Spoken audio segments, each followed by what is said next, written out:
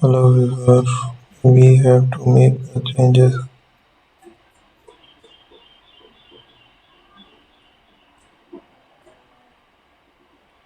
So that's the bulb design we have generated,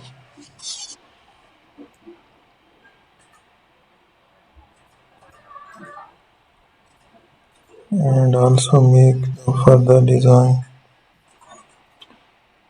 changes.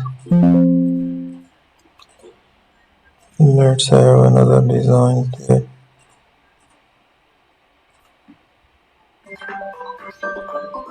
That's so there we will apply the changes.